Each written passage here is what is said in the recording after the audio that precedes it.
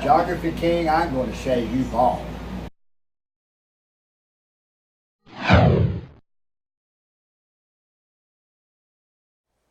Hello again, it's Kyle with a video going over road tripping through the South. This video is specifically for non-Southerners, as if you are from the South, you can visit any of the places that I mentioned on a day trip or a weekend trip, depending on what part of the South you live in. So it's primarily for folks from outside the area on a typical 2-week road trip that want to see the best of the South, and to where this might be the only chance to get to see the region. So in this video, I want to go over some of the highlights, the best spots to stay, and how you can get the most out of your trip to the southern states.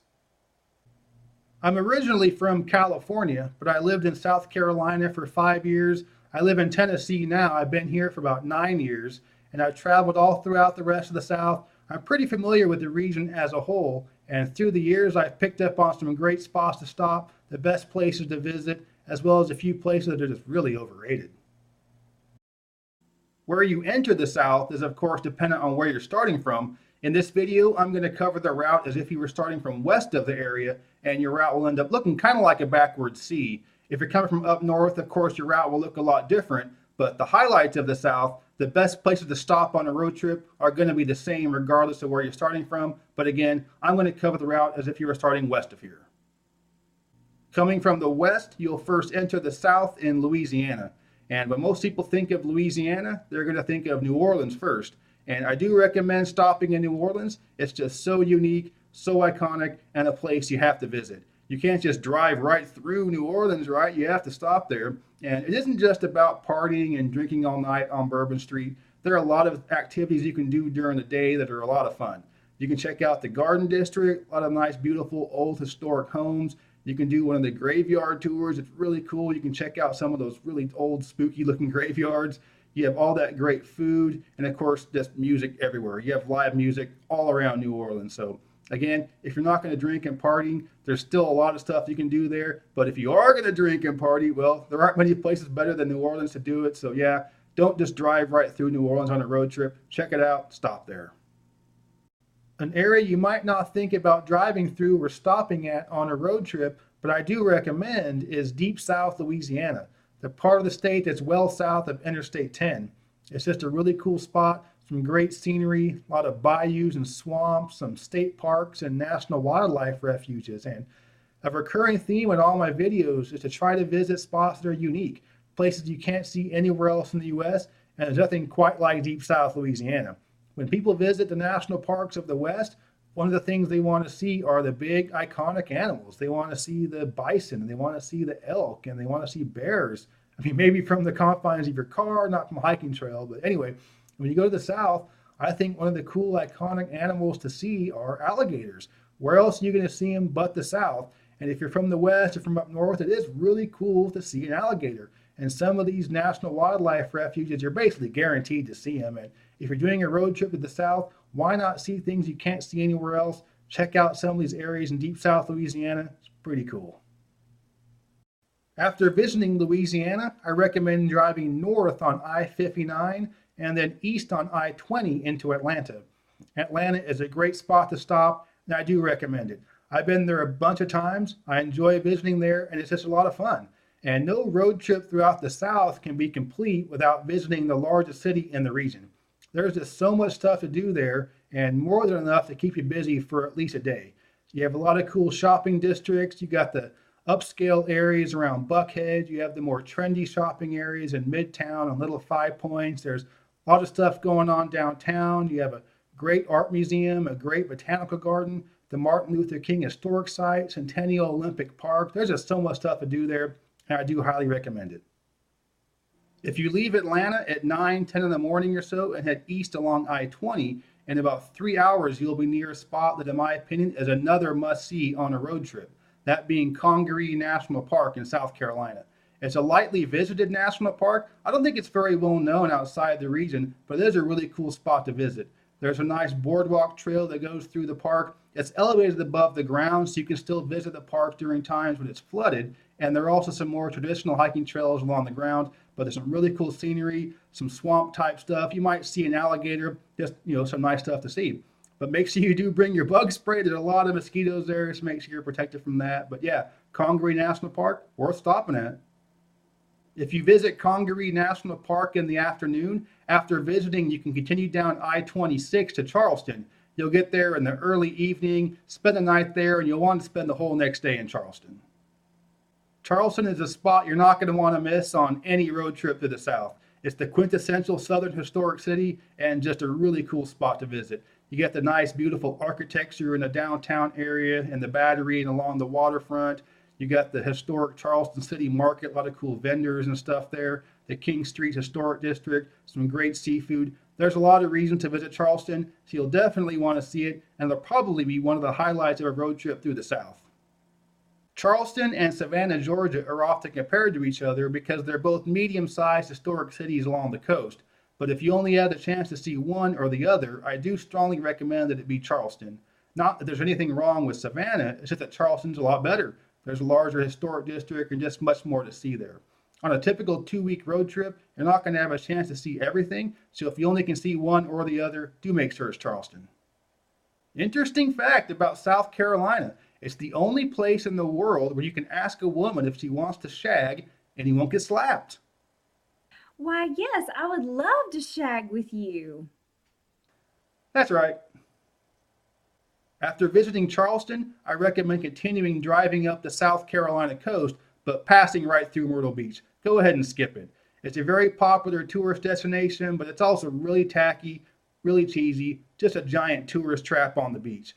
If you have little kids with you, it might be worth stopping at because there's a lot of amusement parks and water parks and a lot of miniature golf courses. It bills itself as the miniature golf capital of the world, so any place that's calling itself that's probably pretty cheesy. So go ahead and skip Myrtle Beach. There are a lot better places to see the beach along this route.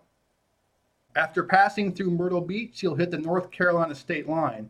If you continue driving along the coast, you'll eventually reach Morehead City.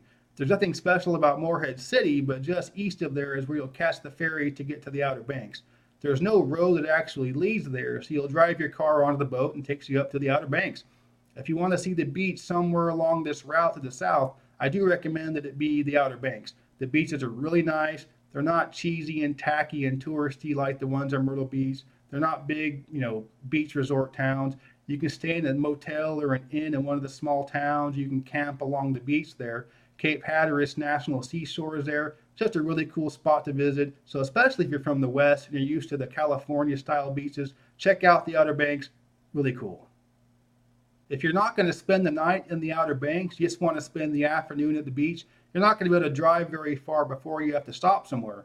And if that's the case, I recommend staying in the Raleigh-Durham area. Raleigh isn't a must-see, but if you're not going to be able to get very far and you have to stop somewhere, it's a good spot to stay. It's got a nice downtown, some good entertainment options. If you're under 25, I do recommend staying in Chapel Hill. It's a lot of fun. It's probably the most quintessential college town in the South. Just a really cool spot to visit. I did a lot of damage to my liver on Franklin Street in Chapel Hill back in my heyday. So yeah, if you're under 25, go ahead and stop there. It's pretty cool. If you are going to spend the night in the Outer Banks and leave the next morning, I recommend driving west along I-40 across North Carolina, and you'll end up in Asheville. Asheville is great. It's one of my favorite cities in the entire country and certainly worth stopping at. There are 3 distinct reasons why you'll want to visit Asheville, and when you put all 3 of those together, it becomes a must stop for any road trip to the South. First, the downtown is really cool. There's a lot of art galleries. There's a great art scene there, a lot of live music. A lot of the bluegrass revival stuff is centered around Asheville. There's a lot of cool restaurants and bars, so downtown is just a really cool place to hang out. The second reason why Asheville is popular is the Biltmore Estate. I've never actually been inside the Biltmore Estate. It looks pretty cool from the outside, but it is a popular spot to visit and worth checking out.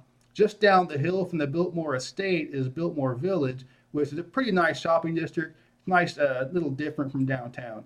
And the third reason why you'll want to visit Asheville is, just look around when you're there and just see all that gorgeous scenery. You're right in the middle of the Blue Ridge Mountains. Great Smoky Mountains National Park is right there. So yeah, between the downtown, the Biltmore, and all the scenery around there, Asheville is a must stop for any road trip to the South. If you leave Asheville and head west along I-40, you'll be right in the thick of the Blue Ridge Mountains with Great Smoky Mountains National Park right there. and it's surprisingly enough the most highly visited national park in the country. The busiest time of the year is the fall. People come to visit the fall foliage and see the gorgeous scenery, and the park itself can be really, really packed in October. Just a big traffic jam, bumper to bumper cars, brake lights, people honking their horns. So it can be pretty frustrating. So if you are doing this trip in October, you can see a lot of the same fall foliage and gorgeous scenery without having to go inside the park itself by visiting some of the national forests in the area. And if you're from the West, you're used to the big, mountains and the canyons and all this, the grand, majestic scenery you have out there. It's quite a bit different in Great Smoky Mountains. It's really green during the spring and summer, and then again, it's the fall foliage in the fall. So great spot to visit, but yeah, Great Smoky Mountains National Park, don't skip it. About 3 hours west of Great Smoky Mountains National Park is Nashville, and Nashville is a lot of fun. I love hanging out there. It's called the Music City, and for good reason. You walk up and down Broadway at night, and it'll just be door to door, just live music coming out of every bar. And every time I've been there, there's never been any cover charge at any of these bars. I'm sure there are times when there's a bigger name act playing there, there might be a cover charge, but whenever I've been there, it's been free. Even like on a Monday night in the winter time, there's a bunch of people out, a lot of great music. A friend of mine told me once they play both styles of music there, country and western. So yeah, it is mostly country, but it isn't all just your standard modern kind of poppy country. You'll have guys playing the outlaw style country from the 70s. You'll have some old timey Hank Williams Sr. kind of country, some southern rock kind of stuff, some rock and roll, and some hard rock and some blues. So a lot of great style of music. So even if you're not a country fan, you'll probably be able to have a good time there, as just so many people hanging out and having a good time. But if you are a huge country music fan, there can't be a better spot to visit. You've got the Country Music Hall of Fame there. You can tour the Grand Ole Opry. You have the old Opry downtown and the new one way out in the suburbs. But yeah, Nashville, great spot to hang out. Some of the best nightlife in the country. So yeah, check it out. 3 hours west of Nashville is another great music city, that being Memphis. If you're into old music, Memphis is the best place in the country you can visit. You've got Beale Street right downtown. It's closed off to traffic on the weekends. A lot of live music, a lot of live blues. Again, mostly with no cover charge. The original B.B. King's Blues Club is right there, so Beale Street worth checking out. You've got the Stax Museum of American Soul Music, which is really cool. That's my favorite music museum that I've been to. A lot of great exhibits on soul music. You've got the Sun Record Studios, which is the old rockabilly studios from back in the 50s. It's really cool. You can buy original pressings of vinyl of these guys that never got big at all. They were just local acts in Memphis, stuff you can't even find on eBay. So really cool. And then of course you got this guy. Oh! But music isn't the only reason to visit Memphis. You've got the world famous Memphis barbecue. Oh man, that stuff is good. I feel sorry for any vegetarian visiting Memphis. You got the Mississippi riverfront area you can walk up and down. You've also got the very strange ornamental metal museum, and yeah, it's exactly how it sounds, pretty strange. And you've got the National Civil Rights Museum there in Memphis. I can't believe where the Civil Rights Museum is housed. I know as a white guy, my opinion is probably not very valid, but it's offensive to me where they house the Civil Rights Museum. But anyway, Memphis, certainly worth checking out on a road trip to the South. So those are my recommendations on the best places to stop if you're doing a road trip to the South. Most people are only going to have about 2 weeks or so to do a road trip, and you won't be able to see everything. So you'll notice I didn't mention anywhere in Mississippi, Alabama, Arkansas, or Kentucky in this video. And the reason is that if you do only have 2 weeks, the things I mentioned in this video will take that much time. And there's nowhere in those other states that are just somewhere you have to see to make it the best possible road trip to the South. I also didn't mention anywhere in Florida as places I would recommend stopping on a road trip. And there are a couple of reasons for this. The first is that the major parts of Florida you'll want to visit are destinations in and of themselves. So if you have kids, Orlando is a great place to visit, but you probably want to spend several days there, if not a week, and it's really difficult to include that on a road trip. Most people are going to fly into Orlando and then spend time there and then fly back. The other part of the state that's worth checking out is South Florida, but it will take you an entire day to drive down there. You'll probably want to spend at least a couple days in Miami, maybe a day visiting Everglades National Park, and maybe a couple days in the Keys. But then it would take you another day's drive to get back up to the north part of the state. And that's really hard to include on a 2-week road trip if one of those weeks is just visiting Florida. So if you have a longer road trip, then yes, I do recommend driving down to South Florida. The other reason I didn't recommend anywhere in Florida is that the northern part of Florida, the part that is accessible for road tripping, there's just nothing there that is a must-see. So kind of like Mississippi, Alabama, Arkansas, Kentucky, there's really nowhere in North Florida that is somewhere I just recommend is somewhere you have to stop at. The South is a really diverse region, and a road trip is the best way to see all the differences in the area. You got big cities and beaches and mountains and swamps, got a lot of great live music and a lot of great food. There's a reason why the South is the most obese part of the country. The food's really good. So I do recommend a road trip to the area. If you're looking to do a road trip, but you're not at all interested in the national parks of the West or some of the other areas in the country, do consider a road trip to the South. It's a lot of fun. I hope you liked this video, and if you did, give me a thumbs up to let me know it was all right. If you like this kind of stuff, subscribe to my channel. I'm posting videos about road trips and travel and some U.S. geography stuff. So yeah, thanks for watching. Geography King signing out, and about to go loosen my belt and hit the barbecue buffet.